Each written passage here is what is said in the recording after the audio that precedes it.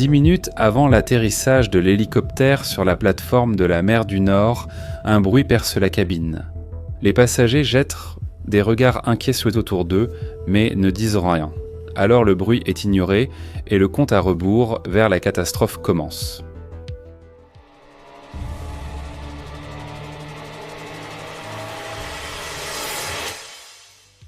La mer du Nord est rude, imprévisible et mortelle. En hiver, les vagues peuvent atteindre plus de 15 mètres de haut, soit à peu près la taille d'un immeuble de 5 étages. Des rafales de vent ont déjà dépassé 87 nœuds, soit la force d'un ouragan de catégorie 2. La température de l'eau reste juste au-dessus du point de congélation, ce qui rend les chances de survie en cas d'accident très faibles.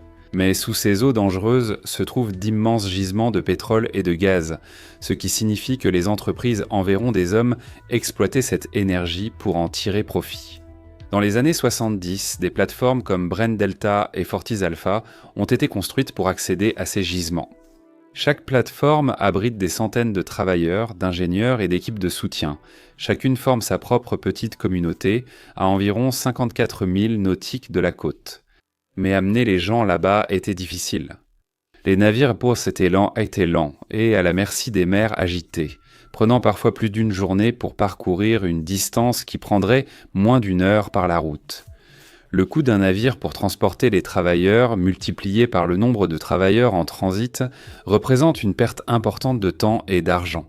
Les hélicoptères ont révolutionné le transport de personnes, de fret et de secours, franchissant plus de 100 000 nautiques d'eau en un peu plus d'une heure. Ils sont devenus indispensables pour les changements rapides d'équipage que les bateaux géraient dans mal. Dans les années 1980 et 1990, les hélicoptères étaient essentiels à l'industrie offshore, réalisant des milliers de vols annuels depuis Stavanger, Bergen en Norvège et Aberdeen en Écosse. Un hélicoptère couramment utilisé était l'Eurocopter AS-332 Super Puma.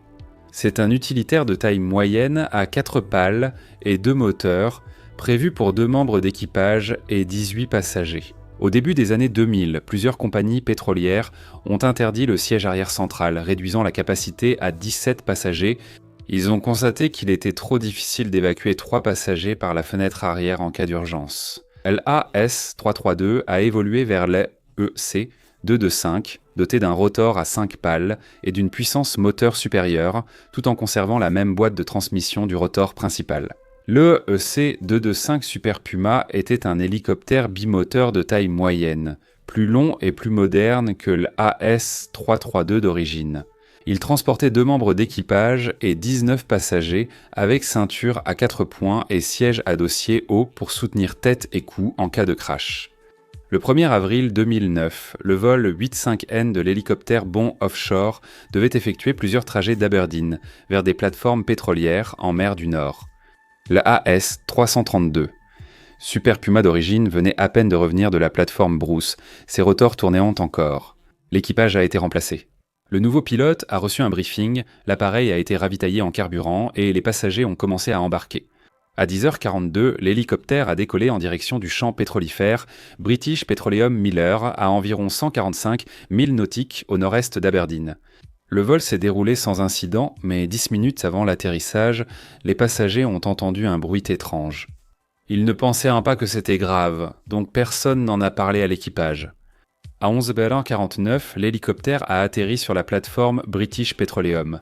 Les rotors tournaient encore quand les passagers ont débarqué. L'appareil a été ravitaillé et 14 nouveaux passagers ont embarqué pour le retour vers Aberdeen. Le temps était beau, avec des vents légers venant du sud à sud-est, un ciel dégagé et quelques nuages épars. Les conditions de vol étaient stables et la mer était calme. À 12h03, l'hélicoptère a décollé et était monté à 610 mètres pour son retour à Aberdeen à 12h54. Le copilote a passé un appel de routine pour signaler 14 passagers à bord de l'hélicoptère en bon état et une heure d'arrivée estimée à 13h14. 12 secondes plus tard, le pilote a lancé un appel Mayday, suivi par le copilote qui a répété le Mayday avec des détails sur leur position. L'hélicoptère est brièvement monté à 670 mètres, puis a tourné à droite et a entamé une descente rapide. Un membre d'équipage du Normand Aurora a vu l'hélicoptère chuter brusquement et s'écraser en mer à environ 2000 nautiques. Les 4 pales principales du rotor et le moyeu se sont détachés et sont tombés dans l'eau à proximité. Une explosion a suivi, projetant de la fumée grise dans l'air qui est rapidement devenu noir. Le membre d'équipage a donné l'alerte et Aurora s'est dirigé vers le site du crash, à environ 11 milles nautiques au nord-est de Peterhead, en Écosse. Le Normand Aurora a lancé un canot de sauvetage rapide en se dirigeant vers le site du crash. À Aberdeen, le contrôleur radar a confirmé le Mayday et a tenté de joindre l'équipage de vol. Il a demandé à un autre hélicoptère sur un itinéraire similaire de vérifier la mer à l'endroit où le vol 85N était apparu pour la dernière fois sur le radar. Le canot de sauvetage et l'hélicoptère ont tous deux atteint une zone d'eau agitée d'environ 150 mètres de large. Ils ont trouvé des débris de l'hélicoptère, 2 radeaux de sauvetage et 8 personnes portant des équipements de survie. Aucun survivant. Les secours sont arrivés en moins de 40 minutes et ont récupéré des débris flottants. Le soir du 2 avril, un navire de recherche travaillant pour l'agence maritime et des gardes-côtes a scanné les fonds, marins avec un sonar haute définition. Le lendemain, il a localisé l'épave principale à 100 mètres de profondeur, fuselage, rotor principal et poutre de queue. À cause de la profondeur, le bureau d'enquête sur les accidents aériens a fait appel à un navire de récupération avec plongeur en saturation. Le 4 avril, un navire de soutien pour plongeurs est arrivé sur place. Le lendemain, les 8 corps restants ont tous été récupérés du fuselage. L'enregistreur de données de vol et l'enregistreur de voix du cockpit ont également été récupérés et envoyés au bureau d'enquête sur les accidents aériens à Farnborough avec l'épave pour analyse. Les enquêteurs britanniques des accidents aériens ont vite ciblé la boîte de transmission principale du rotor. La tête du rotor s'était détachée du fuselage. Les moteurs étaient intacts et les commandes n'avaient pas failli. Quelque chose à l'intérieur de la boîte de transmission s'était brisé avec une force trop grande pour que la structure puisse y résister. Les moteurs d'un hélicoptère tournent vite, mais les rotors doivent en réalité tourner plus lentement que le moteur. Les 2 moteurs du Super Puma tournent à 23 000 tours par minute, mais le rotor principal tourne à environ 265 tours par minute. La boîte de vitesse du rotor principal réduit la vitesse du moteur d'environ 87 fois tout en transmettant des milliers de chevaux à l'arbre du rotor. Elle comporte 2 sections. La section inférieure, nommée module principal, abaisse la vitesse d'entrée à environ 2400 tours par minute. Au-dessus se trouve la boîte de vitesse à réduction épicycloïdale qui la réduit encore à environ 265 tours par minute. Le module supérieur contient le système d'engrenage planétaire du 2e étage. Un engrenage solaire central entraîne plusieurs engrenages planétaires tournant dans une couronne dentée lorsqu'ils tournent.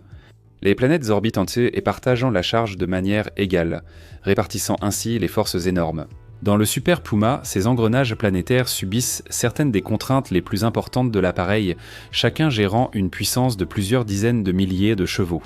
Ils tournent pendant des heures sous de lourdes charges, et si l'un d'eux tombe en panne, le résultat peut être catastrophique. Pour détecter les problèmes rapidement, la boîte de vitesse est équipée de détecteurs magnétiques de particules qui recueillent les débris métalliques dans l'huile. Si un engrenage ou un roulement commence à s'user, les détecteurs repèrent les copeaux métalliques et déclenchent une alerte. En théorie, cela permet aux ingénieurs de détecter et de résoudre les problèmes avant qu'une panne ne survienne en vol. À l'intérieur du module épicyclique endommagé, les enquêteurs ont trouvé un pignon planétaire de 2e étage dont la jante était fendue. Une analyse microscopique a montré des lignes courbes sur la fracture, prouvant le développement lent d'une fissure de fatigue dans l'acier. Un petit défaut s'est formé au cœur du pignon, s'agrandissant à chaque rotation jusqu'à la jante, provoquant la défaillance du système. La rupture de la jante a fait éclater le pignon, projetant des éclats d'acier dans les composants voisins et bloquant la boîte de vitesse. Les moteurs ont continué à tourner, forçant la puissance dans le système bloqué jusqu'à ce que le maillon le plus faible, la connexion entre la tête du rotor et le fuselage, cède, déchirant le rotor. Les enquêteurs ont alors découvert un fait plus préoccupant. 36 heures avant l'accident, un détecteur avait relevé des fragments métalliques microscopiques de quelques millimètres. Les ingénieurs de maintenance les ont examinés, mais comme les procédures d'interprétation des débris métalliques n'étaient pas claires, ils se sont contentés de nettoyer le détecteur et ont remis l'hélicoptère en service. Personne n'a reconnu que ces particules métalliques provenaient de la couronne de l'engrenage planétaire, un signe précoce d'une fissure cachée. Le bureau d'enquête sur les accidents d'aviation a conclu que la défaillance de l'engrenage planétaire du 2e étage avait provoqué l'accident. La fissure de fatigue s'était développée, libérant des fragments annonçant une défaillance grave, mais sans directive claire, l'avertissement est passé inaperçu. Dans les mois qui ont suivi l'accident, le bureau d'enquête sur les accidents d'aviation a émis des recommandations de sécurité urgentes. Les exploitants d'hélicoptères ont été informés de traiter chaque fragment provenant des détecteurs de copeaux comme un avertissement sérieux, et de nouvelles procédures ont été créées pour améliorer l'analyse des débris métalliques. Le message était clair. La présence de débris métalliques dans la boîte de vitesse n'est pas une routine. Cela peut signaler une défaillance catastrophique déjà en cours. L'industrie a réagi rapidement. Les autorités européennes ont temporairement cloué au sol la flotte de Super Puma L2. Les exploitants aériens Bond Offshore, CHC et Bristow ont effectué des inspections détaillées des crêlets de leurs hélicoptères. Airbus Helicopter a publié de nouveaux bulletins de service, a repensé des composants, a amélioré les systèmes de détection de copeaux et a assuré aux exploitants que le risque était compris et réduit. En moins d'un an, la flotte de Super Puma a été autorisée à voler de nouveau. Les hélicoptères ont repris leur vol au-dessus de la mer du Nord, transportant chaque jour des centaines de travailleurs, et la confiance dans la flotte est revenue. Aujourd'hui, il existe des industries qui soutiennent la sécurité des hommes et des femmes qui travaillent en mer. Une partie de cette formation à la sécurité est le Helicopter Underwater Escape Training, ou formation à l'évacuation sous-marine d'un hélicoptère, que tous les travailleurs offshore doivent de suivre. Une cabine d'hélicoptère est immergée dans l'eau puis retournée à l'envers pour simuler un amérissage forcé, et les stagiaires doivent s'échapper. Les passagers et l'équipage à bord. Le Super Puma n'a vraiment pas eu la moindre chance de s'échapper dans l'eau, et l'histoire suivante n'est pas différente. Le 29 avril 2000, 7 ans après le vol 85N, un appareil de CHC Helicopter Service a décollé dans la mer du nord norvégienne. CHC assurait des vols pour Statoil, Aksjeselskap, aujourd'hui Equinor, notamment entre l'aéroport de Bergen-Flesland et le champ pétrolifère de Gulf-Axe. L'hélicoptère, un Airbus EC 225 Super Puma, une version plus récente de la même famille que le vol 85N, effectuait le vol 241. Ce matin-là, l'équipage avait déjà fait un aller-retour vers Gulf-Axe-C et était revenu à Flesland. À 10h05, ils repartent vers Gulf-Axe-B. Après l'atterrissage, les rotors tournent encore pendant le débarquement des passagers et l'embarquement de 11 nouveaux. L'escale a duré 12 minutes.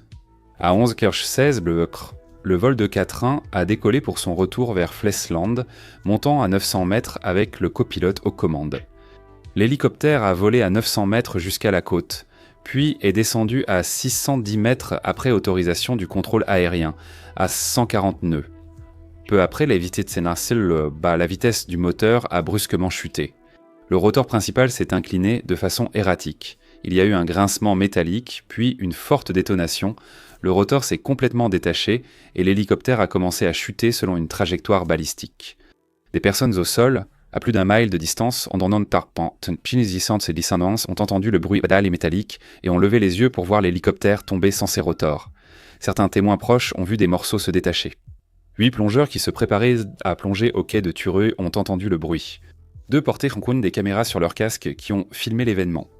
Privé de son rotor, l'hélicoptère a presque fait un tour en roulant à droite, a lasté puis roulé à gauche alors que le nez plongeait. Vers 11h55, il a percuté la petite île de Storiskitelmen, près de Turway dans la commune d'Øygarden, tuant instantanément les 13 personnels à bord. L'impact a détruit l'hélicoptère et la plupart des débris ont glissé dans la mer, s'arrêtant à quelques mètres du rivage, à une profondeur d'environ 5 mètres. Un nuage blanc de vapeur de carburant s'est élevé et s'est enflammé, déclenchant un incendie sur l'île.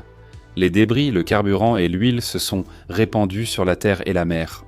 Le rotor principal détaché a volé séparément, atterrissant sur l'île de Storskora, à moins d'un demi-mile au nord du site principal du crash.